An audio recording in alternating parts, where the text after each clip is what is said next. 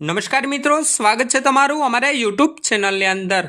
મિત્રો, ration card ધારકો માટે મોટી અપડેટ નવેમ્બર 2025ના મહિનામાં બહાર આવી છે। મિત્રો, નવેમ્બર 2025ના મહિનામાં મફત અનાજ નહીં મળે। જ્યાં મિત્રો રેશન કાર્ડ ધારકોને અનાજ નવેમ્બર 2025ના મહિનામાં મળવાપાત્ર રહેશે નહીં। શું કામે અનાજ નહીં મળે, શું છે વિગતવાર માહિતી એ વિડીયોમાં આપણે આગળ જોશું। તેમજ મિત્રો ન્યૂઝપેપર મારફતે એક માહિતી જાણવા મળી છે, જેમાં મિત્રો રાજ્યમાં 1 નવેમ્બરથી અનાજ વિતરણ ઠપ કરવા પર 17,000 પરવાનેદારોની ચીમકી।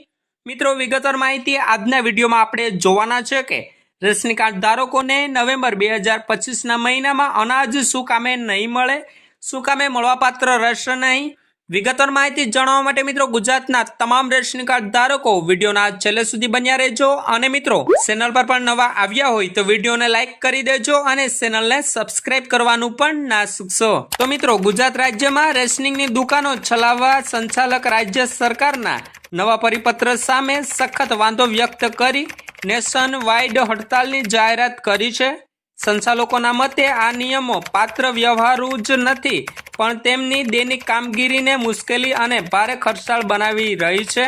જો સરકાર કોઈ પગલાં નહીં ભરે તો મિત્રો 1 નવેમ્બરથી રાજ્યભરમાં તમામ રેશનિંગ દુકાનો અનિશ્ચિત સમય સુધી માટે બંધ રહેશે। તો મિત્રો આવો જાણીએ કે શા માટે શરૂ થશે હડતાલ।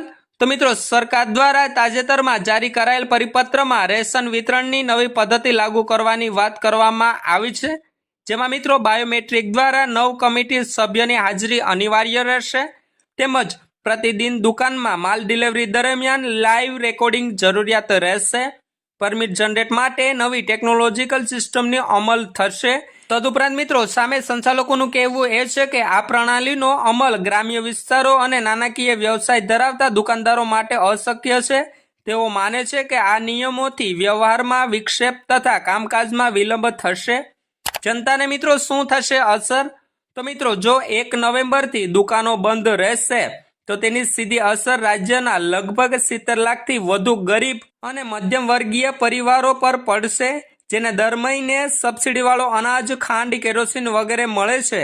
રોજિંદી જીવન માટે જરૂરી ચીજવસ્તુઓ મળવામાં મુશ્કેલી રહેશે। આવકના માધ્યમ વિના પરિવારો માટે જીવિકાનો પ્રશ્ન ઉત્પન્ન થશે। સરકાર અને સંચાલકો વચ્ચે તણાવ વધવાની સંભાવના છે।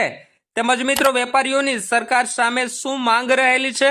તો મિત્રો, બાયોમેટ્રિક ફરજિયાત પ્રક્રિયાને તાત્કાલિક ધોરણે રદ કરવી જોઈએ, તેમજ નવા પરિપત્રોને પાછા ખેંચી અને જૂના નિયમો યથાવત રાખવા, વ્યવસ્થા સરળ અને પારદર્શક બનાવવા માટે વેપારી મંડળ સાથે ચર્ચા કરવાની જરૂર।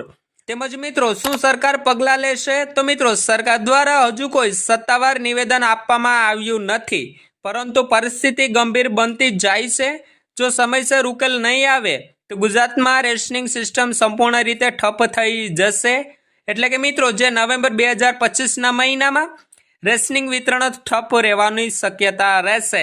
કારણ કે મિત્રો, જે રેશનિંગ શોપની દુકાનદારોને ઘણા પ્રશ્નો ઉત્પન્ન થયા છે, જે એમનું નિરાકરણ લાવવામાં નહીં આવે તો રેશન શોપ બંધ કરવામાં આવશે, એટલે કે બંધ રહેશે અને એ લોકો હડતાલ ઉપર રહેશે। તેમજ મિત્રો વધારાની માહિતી ન્યૂઝપેપર મારફતે આપણે મેળવીએ તો મિત્રો કમિશન વધારવા સહિતના મુદ્દે અનાજના પરવાનેદારો આંદોલન કરશે।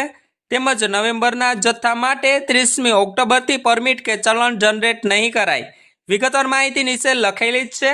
તો મિત્રો બસ આ જતી સંપૂર્ણ માહિતી નવેમ્બર 2025ના મહિનાને લઈને। કારણ કે મિત્રો જે રેશન શોપના દુકાનદારો છે એમની ઘણી બધી માંગ રહેલી છે, એમની માંગનું નિરાકરણ કરવામાં નહીં આવે, એટલે કે નિરાકરણ લાવવામાં નહીં આવે તો નવેમ્બર 2025ના મહિનામાં અનાજ વિતરણ એ લોકો કરશે નહીં। એટલે કે મિત્રો નવેમ્બર 2025ના મહિનામાં અનાજ મળશે નહીં। જ્યાં સુધી સરકાર એમના પ્રશ્નોનો ઉકેલ લાવશે નહીં ત્યાં સુધી સસ્તા અનાજની દુકાનો બંધ રહેશે।